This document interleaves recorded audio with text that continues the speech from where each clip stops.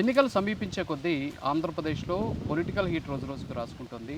మరీ ముఖ్యంగా ఈసారి ఎలాగైనా సరే అధికారంలోకి రావాలి అని చెప్పేసి టీడీపీ, జనసేన, బీజేపీ కూటమి ప్రయత్నాలు చేస్తూ ఉన్నటువంటి పరిస్థితి. అందుకు అనుగుణంగానే ఇప్పటికే గెలుపు గుర్రాలకు అవకాశం కల్పించి వాళ్ళందరినీ కూడా ఫీల్డ్లోకి వదిలినటువంటి సిచ్యువేషన్. ఈ నేపథ్యంలోనే ఇప్పటివరకు కూడా నియోజకవర్గం ఏర్పడినాక కనీసం టీడీపీ గెలవనటువంటి గంగాధర్ నెల్లూరు నియోజకవర్గంలో ఈసారి ఎలాగైనా సరే గెలుపు ధీమాతోటి ఆ పార్టీకి సంబంధించినటువంటి నాయకులు, కార్యకర్తలతో పాటు జనసేన అలాగే బీజేపీ నేతల సపోర్ట్ తోటి జనాల్లోకి వెళ్తూ ఉన్నటువంటి సిచ్యువేషన్ ఉంది. అయితే ఆ పార్టీకి సంబంధించినటువంటి అభ్యర్థి డాక్టర్ థామస్ కూడా ప్రజలకు చేరువయ్యేటటువంటి ప్రయత్నం చేస్తూ ఆయన ముందుకు వెళ్తూ ఉన్నారు. సో థామస్ గారు ఉన్నారు, మాట్లాడదాం. నమస్తే అండి. నమస్తే. మొత్తానికి ఎలా ఉంది సార్? జనాల్లోకి వెళ్తూ ఉన్నారు. సో జనాల నుంచి వస్తున్నటువంటి స్పందన ఏంటి? మాకైతే చాలా బాగుంది. ప్రతి మండలంలో ఎక్కడికి వెళ్ళినా జనాదరణ బ్రహ్మాండంగా ఉంది. సుమారుగా ఒక మంత్రికి ఎట్లా వస్తారో అట్లా కార్లు వస్తున్నాయి. ప్రతి మండలంలో 40 నుంచి 70 కార్లు వస్తున్నాయి. వెనకాల జనాలు కూడా సుమారుగా 1000 నుంచి 1500 మంది వస్తున్నారు. వీళ్ళందరూ కూడా ఎందుకు వస్తున్నారంటే ప్రీవియస్గా అంటే 2014లో గెలిచిన స్థానిక ఎమ్మెల్యే నారాయణ స్వామి, అదేవిధంగా 2019లో గెలిచిన ఈ స్థానిక ఎమ్మెల్యే నారాయణ స్వామి డెవలప్మెంట్ అనే దాని గురించి ఏం పట్టించుకోకుండా 24 అవర్స్ తెలుగుదేశం పార్టీ ఉండే అధినేతల్ని, అదేవిధంగా తెలుగుదేశం పార్టీ కార్యకర్తలని బూతులు తిట్టడం తప్ప, వాళ్ళపైన కేసులు పెట్టడం తప్ప, వాళ్ళని ఈవెన్ చదువుకున్న వ్యక్తులను కూడా ఎంఏ చేసిన, ఎంకామ్ చేసిన, బీటెక్ చేసిన వాళ్ళు కూడా వాళ్ళపైన కూడా దయాదాక్షిణ్యం లేకుండా కావాలనే పర్పస్ఫుల్గా నైట్లే కేసులు పెట్టించి వాళ్ళని అరెస్ట్ చేయడం జరిగింది. అందువల్ల అన్ని సామాజిక వర్గంలో ఉండే ప్రజలు ఆయన పైన చాలా వ్యతిరేకంగా ఉన్నారు. అది ఒకటి.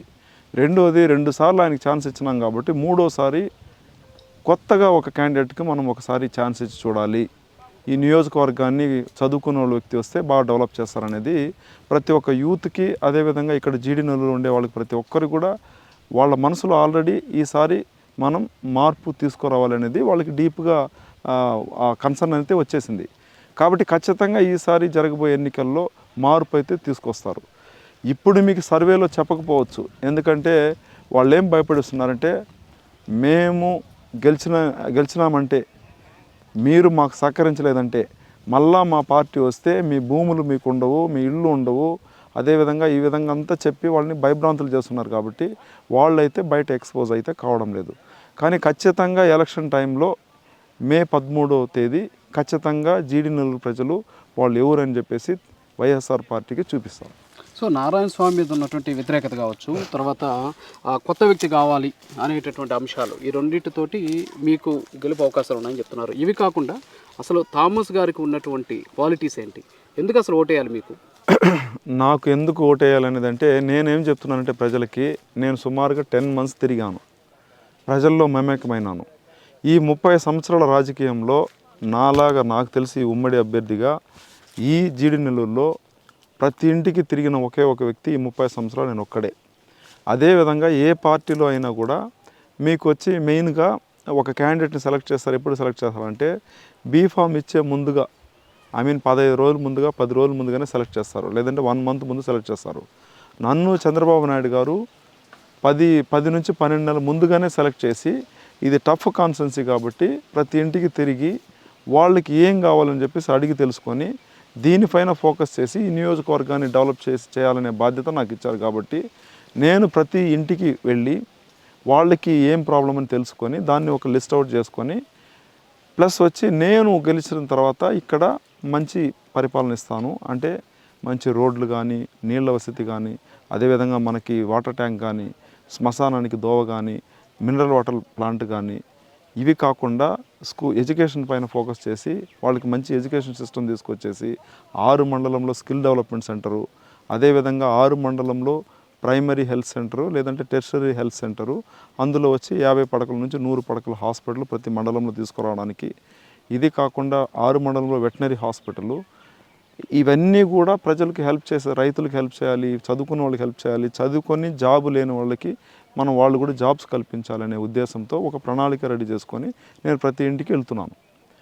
నా నినాదం ఏంటంటే, నేను వచ్చింది ఎందుకంటే ఊరికే ఏదో రాజకీయవేత్తలాగా వచ్చి ఇసుక దొంగిలించుకోవడానికో, లేదంటే ఎర్రచందనం దొంగిలించుకోవడానికో, లేదంటే కొండలను విపరీతంగా ధ్వంసం చేసి దాంట్లో డబ్బులు సంపాదించుకుని నేను రాలేదు.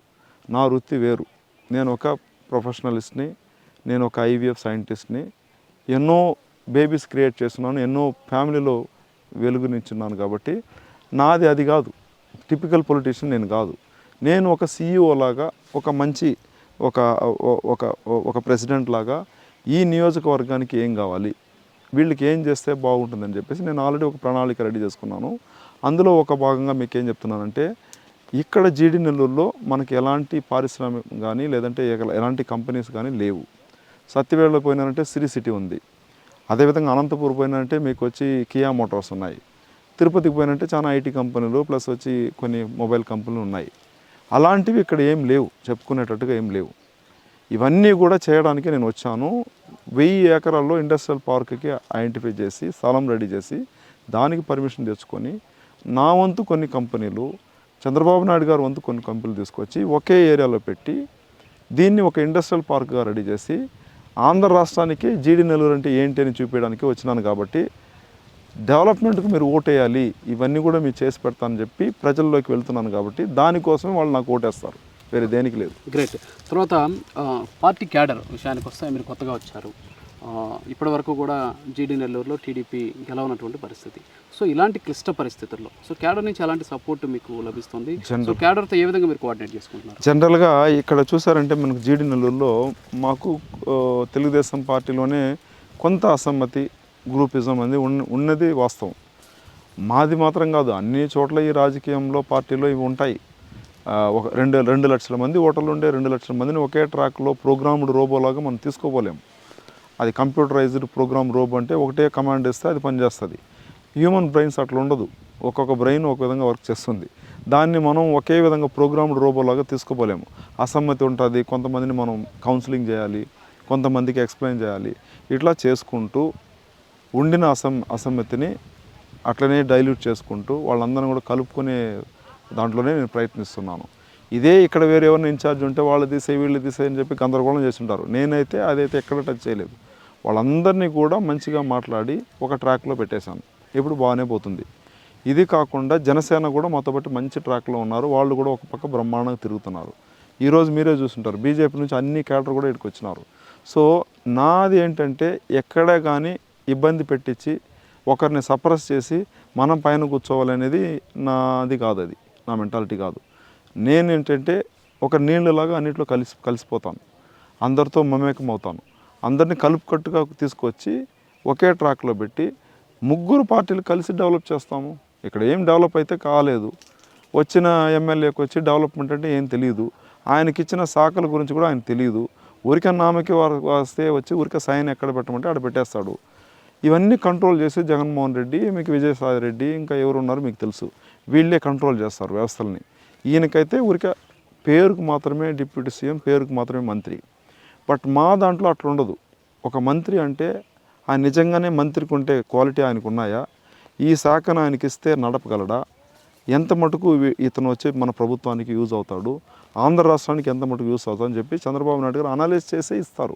అంటే ప్రతి సందర్భంలో నారాయణ స్వామి కూడా చెప్పడం జరుగుతుంది, చంద్రబాబు ఎస్ఎల్ని వాడుకున్నాడు వదిలేశాడు అని. అంటే ఏ సమస్య వచ్చినా సరే చంద్రబాబు మీద పడేటటువంటి పరిస్థితి, విమర్శలు చేసేటటువంటి సిచ్యువేషన్. సో వీటన్నిటిని కూడా మీరు ఎలా ఓవర్కమ్ చేసి, ఆయన అలాంటి పరిస్థితి ఉందా? అంటే చంద్రబాబు అట్లాంటి పరిస్థితి అంతా ఏం లేదు.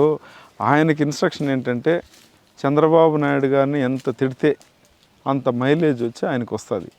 ఈయనకి ఏదో క్వాలిఫికేషన్ బట్టి ఆయనకి ఇవ్వలేదు. ఈయన వచ్చి అమెరికాలో ఆక్స్ఫర్డ్ యూనివర్సిటీలో చదువుకొని వచ్చినాడు, లేదంటే వేరే ఏదైనా మంచి యూనివర్సిటీలో చదువుకొచ్చి డిగ్రీలు చేసి ఈయన సీఈఓగా పనిచేసినాడు, ఇతన్ని తీసుకొచ్చి ఈ మంత్రిలో పెడితే బాగుంటుందని ఆయనకి ఏమి ఇవ్వలేదు. ఆయన నాకు తెలిసి ఏదైనా కంట్రీ పోయినా కూడా నాకు తెలియదు.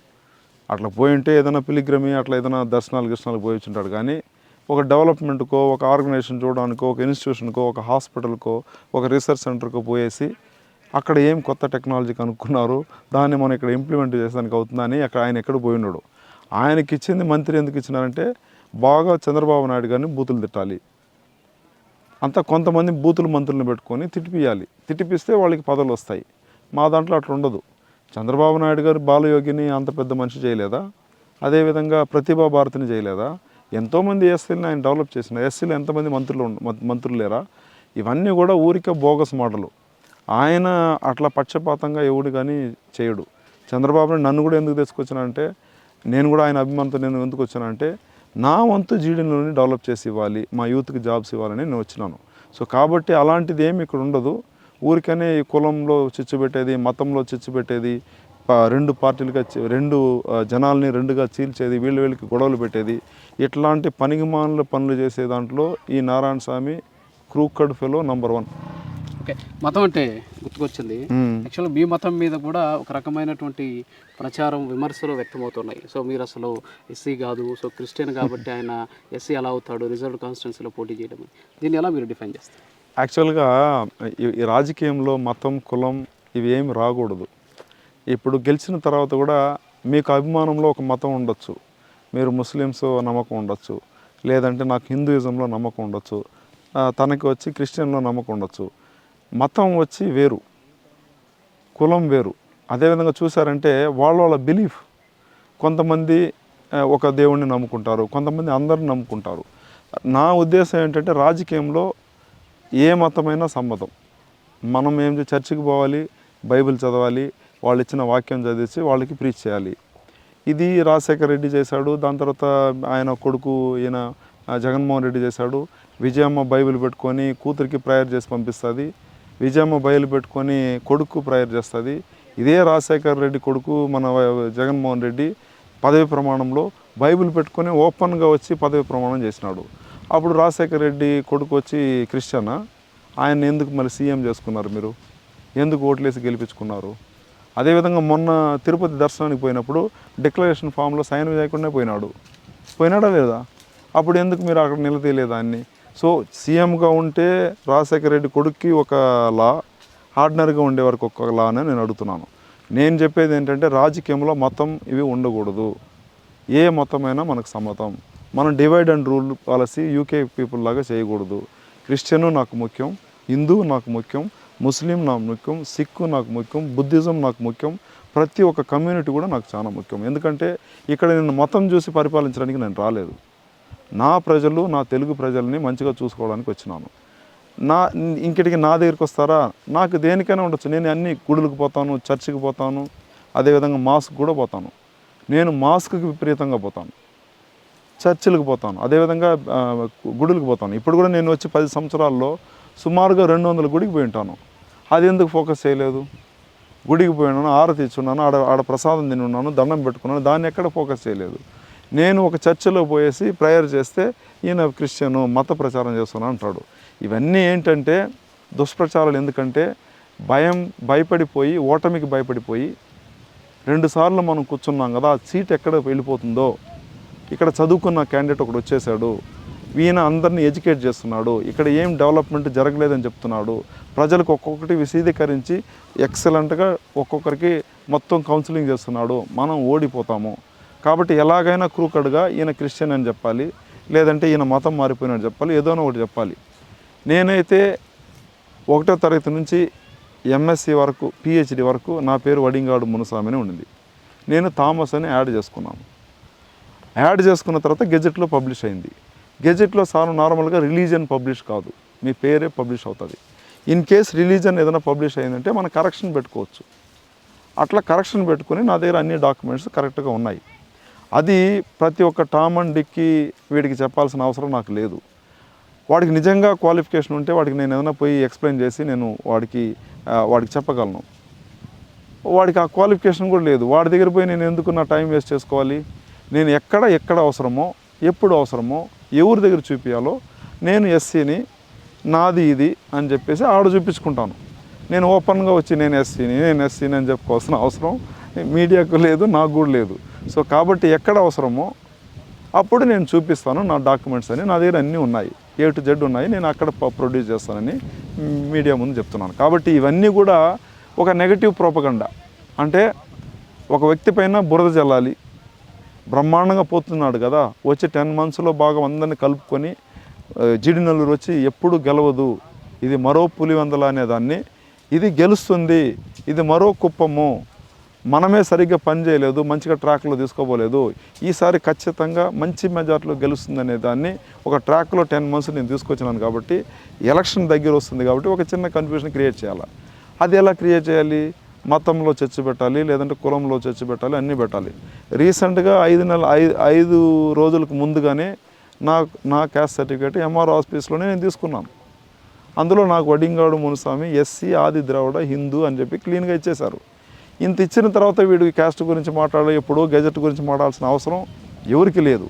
కరెంట్గా ఏముందో దాని గురించి మాట్లాడాలి. సో ఈ వ్యవస్థల్ని మేనేజ్ చేసి వ్యవస్థల్ని కరప్ట్ చేసి మనం ఎలాగైనా దొంగ ఓట్లు వేసి మనం వచ్చి మళ్ళీ 3rd time వచ్చి కూర్చోవాలని నారాయణ స్వామి ప్రయత్నించినాడు. దానికి వాళ్ళ పార్టీనే అడ్డుపెట్టి వీడు దేనికి పనికిరాడు, 2 సార్లు ఛాన్స్ ఇచ్చినాము, 3వసారి పార్టీ తరపున సర్వే చేసినా ప్రజల్లో సర్వే చేసినా ఈయన జీడీ నెల్లూరుకు పనికిరాడని చెప్పేసి ఆ పార్టీ డిస్కార్డ్ చేసింది. అంటే మీరు చెప్తే ఇప్పుడు పనికిరాడు అనే కోటాలోనే వైసీపీ వాళ్ళు చాలామంది మీతో వచ్చి టచ్లో ఉంటున్నారు, మీతోటి మీ పార్టీలో చేరడం కానీ బ్యాక్ నుంచి సపోర్ట్ చేసేటువంటి ప్రయత్నం చేస్తున్నారు, ఆయన మీద ఉన్నటువంటి వ్యతిరేకత నిజమేనా? అది దండిగా వస్తున్నారు. నాకు ప్రతి మండలంలో 1000 మంది వస్తున్నారు. ఇప్పుడు కూడా రేపు ఏదైనా చిన్న ఇష్యూ వస్తే ఏమైనా అవుతుందని అని చెప్పేసి కొంతమంది బ్యాక్లో నుంచి పనిచేస్తున్నారు. నేను ఎక్కడికి పోయినా 100 కుటుంబాలు 200 కుటుంబాలు జాయిన్ అవుతున్నాయి. ఇవన్నీ ఏం చెప్తుందంటే జీడీ నెల్లూరు మార్పు కోరుకుంటుంది. ఈసారి జీడీ నెల్లూరులో తెలుగుదేశం జెండా ఎగరేస్తాము, దీన్ని గెలిపించి చంద్రబాబు నాయుడుకి కానుకగా ఇస్తామనేది క్లియర్గా పిక్చర్ వచ్చి అందరికీ వెళ్ళిపోయింది. కాబట్టి వాళ్ళకు కూడా తెలుసు. వాళ్ళు కూడా ఏమనుకున్నారు, ఈసారి ఇక్కడ డబ్బులు పెట్టడం వేస్ట్, ఎంత డబ్బులు పెట్టినా మనం గెలవము, ఓడిపోతాము. కాబట్టి జగన్మోహన్ రెడ్డి ఏదైనా డబ్బులు ఇస్తే దాన్ని ఎత్తుకుపోయి సైలెంట్గా సెటిల్ అయిపోదామనే మూడ్లో వాళ్ళు ఉన్నారు. కానీ జనాలకి ఏదో సేవ చేయాలి, మళ్ళా కూతుర్ని ఎట్లైనా గెలవాలని చెప్పేసి వాళ్ళకి లేదు. వాళ్ళ నాన్న డిప్యూటీ సీఎంగా ఉండి, అదేవిధంగా ఎక్సైజ్ మినిస్టర్గా ఉండి, ప్లస్ వచ్చి ఆయన ఇంత పెద్ద పోస్టులు 2 మంత్రులు 1 డిప్యూటీ సీఎం పోస్టులు పెట్టుకొని ఈ 5 సంవత్సరంలో ఏం చేయనోడు. నేనేం అడుగుతున్నాను, వాళ్ళ కూతురు వచ్చి ఎమ్మెల్యేగా వచ్చి ఏం చేస్తుంది? 40 సంవత్సరాల రాజకీయంలో ఎక్స్పీరియన్స్ ఉండే అతనే 3 సార్లు ఎమ్మెల్యే అయినాడు, ఒకసారి పెద్ద మంత్రి అయినాడు. ఇవన్నీ పోస్టులు పెట్టుకొని చేయనోడు పనికిమాలిన ఒక ఎమ్మెల్యే, పనికిమాలిన వాడికి పుట్టిన ఒక కూతురు ఎమ్మెల్యే పోస్ట్ పెట్టుకొని ఆవిడ ఏమి ఇక్కడ ఈ నియోజకవర్గానికి సాధిస్తుంది అనేది నా వాదన. సో కాబట్టి వాళ్ళ నాన్న కుప్పనే అదే చెత్త వద్దని చెప్పేసి నువ్వేం పనికిరాని తోయేస్తున్నారు. ఈ కృపాలక్ష్మిని కూడా మా వాళ్ళు ఇది కూడా చెత్త కుప్ప నుంచి వచ్చింది కూడా ఇది కుప్పనే అని చెప్పేసి తొందరలో కూడా వాళ్ళు డస్ట్బిన్లో వేసే కార్యక్రమాన్ని ఖచ్చితంగా చేస్తారు. ఫైనల్గా థామస్ గారేమో నేను ప్రొఫెషనల్ని తర్వాత సీఈఓగా పనిచేస్తాను, నాకు రాజకీయం కాదు, ఈ ప్రాంతం నేను సీఈఓ కావాలనుకుంటున్నాను అంటున్నారు. మిమ్మల్ని అసలు ఎందుకు నమ్మాలి? అంటే మీరు ఒక విజిటింగ్ ఎమ్మెల్యేగా మారే అవకాశాలు ఉన్నాయా? లేకపోతే మీరు ప్రజలకు ఇది చేస్తానని ఒక హామీ పత్రం ఇచ్చి అవి నెరవేర్చకపోతే రీకాల్ చేసేటటువంటి అధికారాన్ని ప్రజలకు ఇచ్చే ధైర్యం మీకుందా? ఖచ్చితంగా ఉంది. నేను చెప్తాను. నేను మీకు ఇంకోటి సూటిగా అడుగుతాను. ఒక రోజుకు 400 పేషెంట్ చూసేవాడిని, ఏసీలో కూర్చొని అడ్మినిస్ట్రేషన్ చేసేవాడిని. ఇక్కడి నుంచి బంగ్లాదేశ్కు, ఇక్కడి నుంచి దుబాయ్కి, ఇక్కడి నుంచి శ్రీలంక, ఇక్కడి నుంచి మిడిల్ ఈస్ట్, ఇక్కడి నుంచి యూఎస్కి పోయేవాడిని. సంవత్సరానికి ఒక ఇంటర్నేషనల్ కాన్ఫరెన్స్లో కోట్ వేసుకొని ఇంటర్నేషనల్ క్రౌడ్లో పేపర్ పబ్లిష్ చేసేవాడిని, ప్రజెంటేషన్ చేసేవాడిని. అవన్నీ 5 స్టార్ హోటళ్ళు ప్లస్ వచ్చి ఫస్ట్ క్లాస్ బిజినెస్ క్లాస్లో ట్రావెల్ చేసేవాడిని. 5 స్టార్ హోటల్లో తిరిగి అక్కడే ఉండి ఆడే జ్యూసులు తాగి అందరితో కలిపి బాగా ఫ్రెండ్షిప్లో ఉండేవాడిని. ఇవన్నీ వదిలేసి నేను 10 నెలలు ఎందుకు ఈ ఎండలో మీరు అనుకుంటున్నారు? నాకు అవసరమా అది? 400 పేషెంట్ వదిలేసి ఎండలో తిరగడం అవసరమా? అదేవిధంగా 20 కోట్లు ట్యాక్స్ కట్టేవాడు ఇక్కడ వచ్చి తిరగడం అవసరమా? ఎమ్మెల్యేగా ఉంటే ఏం సంపాదించుకొని మీకు తెలియదా? ఎమ్మెల్యేగా ఉంటే ఏమొస్తుంది? నేను దాని ఎమ్మెల్యే కంటే 100 రెట్లు ఉన్నాను. నా దగ్గర ఒక రోజుకి 20-30 మంది కాలుపైన పడతారు, బ్లెస్సింగ్ తీసుకుంటారు. ఇవన్నీ కూడా వదిలేసి నేను ఎందుకు వస్తున్నానంటే ఏదో పిచ్చి పట్టో, నారాయణ స్వామిలాగా ఏదో రాజకీయ గజ్జి పట్టో, లేదంటే నారాయణ స్వామిలాగా ఏదో దొబ్బుకోవాలని చెప్పేసో నేను రావడం లేదు. నాకు అది అవసరం కూడా లేదు. ఒక రాజకీయవేత్త మీరు చెప్పినట్టు కల్ప్రిట్ రాజకీయవేత్త, మంచి వాళ్ళు కూడా ఉన్నారు, చెడ్డ వాళ్ళు కూడా ఉన్నారు. ఒక పనికిమాలిన రాజకీయవేత్త ఎందుకు వస్తాడు? వాడు మంచిగా ప్యాంట్ షర్ట్ వేసుకోవాలి, లేదంటే ఒక మంచి కారు కొనుక్కోవాలి, లేదంటే అక్కడక్కడ ఇల్లు కొనుక్కోవాలి. ఇట్లా ఆల్రెడీ నారాయణ స్వామి కొనుక్కున్నాడు లేండి. ఒక ప్యాంట్ షర్ట్తో వచ్చి అది అయర్న్ చేసేంత వరకు అండర్వేర్లో కూర్చొని, లేదంటే జడ్డీలో కూర్చొని అది అయర్న్ చేసి వచ్చినంత వరకు వేసుకున్న రోజులు కూడా ఆయనకు ఉన్నాయి. ఈరోజు ఎన్ని కోట్లకు అధిపతి నేను మీకు అందరికీ కూడా తెలుసు. చెన్నైలో హౌసు, బెంగళూరులో హౌసు, విజయవాడలో హౌసు, హైదరాబాద్లో హౌసు, దుబాయ్లో హౌసు, జర్మనీలో డబ్బులు, ఇవన్నీ కూడా తెలుసు, మీ అందరికీ తెలుసు. దాన్ని నేను చెప్పాల్సిన అవసరం లేదు. ఇట్లాంటి పనికిమాలిన రాజకీయం చేయడానికి నేను రాలేదు. నేను ఆల్రెడీ బ్రాండెడ్ కార్లో తిరుగుతున్నాను. మీరు ఏం బ్రాండ్ చెప్తారో ఆ కార్ అంతా నా దగ్గర ఉంది. మీరు ఏం బ్రాండ్ డ్రెస్ చెప్తారో ఆ డ్రెస్ అని నేను వేసుకున్నాను. దేనికి నేను రావాలా? నా దగ్గర అన్నీ ఉన్నాయి. దీనికి మించి నాకేం కావాలా? నేను ఆల్రెడీ ఒక ఎమ్మెల్యే, ఒక మంత్రిలాగానే ఉన్నాను కాబట్టి నాకు దీంట్లో కుల పిచ్చి కానీ, డబ్బుల పిచ్చి కానీ, మతం పిచ్చి కానీ, వేరే పిచ్చి నాకు లేదు. నాకు మెయిన్గా చంద్రబాబు నాయుడు గారు ఏం తప్పు చేయని ఒక మహానుభావుడిని, ఆయన వల్ల ఎన్నో లక్షలాది మంది ఐటీ పీపుల్ బెనిఫిట్ అయినారు, బయోటెక్నాలజీ చేసిన వాళ్ళు బెనిఫిట్ అయినారు. వీళ్ళందరూ కూడా ప్రపంచంలో 80 దేశాల్లో స్ప్రెడ్ అయ్యి ప్రతి కుటుంబంను మంచిగా చూసుకుంటున్నారు. ఆంధ్ర రాష్ట్రాన్ని అన్ని దేశాలకు తీసుకుపోయి మనకే గర్వంగా ఉంది. అట్లాంటి ఒక మహానుభావుడిని నైటే ఏదో దొంగలాగా అరెస్ట్ చేసి ఆయన తీసుకువచ్చి జైల్లో కూర్చోబెట్టి 52 రోజులు ఆయన వేధిస్తే మనలాంటి వాళ్ళు చదువుకున్న వాళ్ళు అబ్బా సైలెంట్గా ఉండి సూపర్ ఆయన అరెస్ట్ చేసిన కరెక్టే, ఆయన ఎందుకంటే ఇంత వేల మందికి జాబులు ఇచ్చినారు కదా కాబట్టి అరెస్ట్ చేసినారని చెప్పేసి మనం అందరూ కూడా సైలెంట్గా కూర్చుంటే ఈ రాజకీయం ఇలానే ఉంటాయి. సో కాబట్టి ఆయన ఇబ్బంది పెట్టినారు కాబట్టి నా వంతు కూడా నేను వాయిస్ ఇవ్వాలి, ఆయనకి నేను ఈ కష్టకాలంలో తోడుగా ఉండాలని చెప్పేసి నేను ఓపీడీ అంతా కూడా వదిలేసి ఇక్కడ తిరుగుతున్నాను. కానీ జీడి నెల్లూరులో ఏదో బంగారు గని ఉందనో, జీడి నెల్లూరు ఏదో వజ్ర గని ఉందనో దాన్ని నేను లోడుకొని ఎత్తుకుపోయి ఎక్కడ పోయి అమ్మేయాలని నేను రాలేదు. అలాంటి పనులు నేను చేయడానికి రాలేదు. మా ప్రజలకు ఏం చెప్తున్నానంటే నేనైతే నా డబ్బులు నీకు 10 రూపాయలు ఇస్తాను కానీ మీ డబ్బులు అయితే మాకు వద్దనే చెప్తున్నాను. నేను ఇస్తున్నాను ఆల్రెడీ, సాగులకు పోతే ఇస్తున్నాను, పెళ్ళికి పోతే ఇస్తున్నాను, ఎక్కడ ఏదైనా పోతే నేను ఆల్రెడీ ఇస్తున్నాను. ఇది నా సొంతంగా కష్టపడి hospital day and night workout చేసిన డబ్బులు నేను ఇస్తున్నాను. వీళ్ళలాగా ఇసుక దోచుకొని, ఎర్రచందనం దోచుకొని, కొండలను ఫుల్గా తవ్వి ఈ గ్రావాలంతా పక్క పంపించి, కొండల్లో అదేవిధంగా గ్రానైట్ ఐడెంటిఫై చేసి దాన్ని లోడి దాన్ని అంతా కూడా పక్క రాష్ట్రానికి అమ్మేసి ఆ డబ్బులతో నేను రాజకీయం చేయడానికి ఇక్కడైతే నేను రాలేదు. అది ప్రజలకు తెలుసు, నా ఆత్మకు తెలుసు. అంటే ఇక్కడ సమస్య ఏంటంటే మీరు వ్యవస్థలో ఒకరు, మీరు రేపు ఎమ్మెల్యేగా గెలిస్తే వ్యవస్థలో ఒకరు అవుతారు. సో మీరు ఇప్పుడు ఇచ్చినటువంటి మాటలకి రేపు వ్యవస్థలో భాగమైనటువంటి సందర్భంలో కొన్ని పాసిబిలిటీస్ ఉన్నాయి, కొన్ని పాసిబిలిటీస్ లేకుండా ఉండే అవకాశాలు ఉంటాయి. సో దీనికి ఏం హామీ ఇస్తారు మీరు ప్రజలకు? ఈ వ్యవస్థల్ని మార్చడానికే నేను వచ్చినాను, మార్పు తీసుకురావడానికే నేను వచ్చినాను. ఈ 5 సంవత్సరాల్లో మార్పు తీసుకురావడానికి 200% నేను కష్టపడతాను, కృషి చేస్తాను. సపోజ్ ఈ వ్యవస్థలో నేను అన్ఫిట్ అయినాను, నా వల్ల చేయలేకుండా పోయినానంటే జీడి నెల్లూరు ప్రజలు ఖచ్చితంగా వాళ్ళకి సాష్టాంగంగా ఒక నమస్కారం చెప్పి నన్ను మన్నించండి, ఈ వ్యవస్థని నేను సరి చేయలేకుండా పోయినానని చెప్పేసి రాజకీయం సన్యాసం తీసుకుంటాను. కానీ పనికిమాలిన పనులు నేను చేయను. Thank you sir. సో ఇది మొత్తానికి థామస్ గారు ఒకటే చెప్పడం జరుగుతుంది. ఇప్పటి వరకు కూడా అభివృద్ధి ఎరుగినటువంటి గంగాధర నియోజకవర్గంలో ఒక సీఈఓగా పనిచేసి ఈ ప్రాంతాన్ని అభివృద్ధి చేయడమే కాకుండా ఇక్కడ యువతకి మంచి ఉపాధి అవకాశాలు కల్పించేందుకు అవసరమైనటువంటి పరిశ్రమలను ఇక్కడ తీసుకొస్తానని చెప్పేసి ఆయన చెప్పడమే కాకుండా ప్రస్తుతానికి ఈ నియోజకవర్గానికి సంబంధించినటువంటి ఎమ్మెల్యే చేసినటువంటి అరాచకాల నుంచి ప్రజలను కాపాడుతానని చెప్పేసి ఆయన ఒక హామీ ఇస్తున్నారు. అంతేకాకుండా తను ఇచ్చినటువంటి హామీలను లేకపోతే ఖచ్చితంగా రాజకీయ సన్యాసం తీసుకుంటాను అనేటటువంటి అంశాన్ని కూడా ఆయన ప్రజలకు విన్నవిస్తున్నటువంటి పరిస్థితి. మరోపక్క ఆయన క్యాస్ట్కి సంబంధించినటువంటి జరుగుతున్నటువంటి రసాభాస ఏదైతే ఉందో అది కేవలం కొంతమంది కావాలని బురదజల్లేటువంటి ప్రయత్నం చేస్తున్నారే తప్ప తన దగ్గర దానికి అవసరమైనటువంటి అన్ని సాక్ష్యాధారాలు ఉన్నాయి. అవి ఎవరికి సమర్పించాలో వాళ్ళకి మాత్రమే సమర్పిస్తాను. సో రాజకీయాలు ఇవన్నీ కూడా కామన్, నేను ప్రజలు నమ్మాను, సో ప్రజలతో నేను ముందుకు వెళ్తున్నాను అని చెప్పేసి ఆయన చెబుతూ ఉన్నటువంటి సిచ్యువేషన్ కనిపిస్తుంది. ఇది ఇవాళ ఇంటర్వ్యూ. మళ్ళీ మరో ఇంటర్వ్యూలో మళ్ళీ కలుద్దాం. నమస్కారం.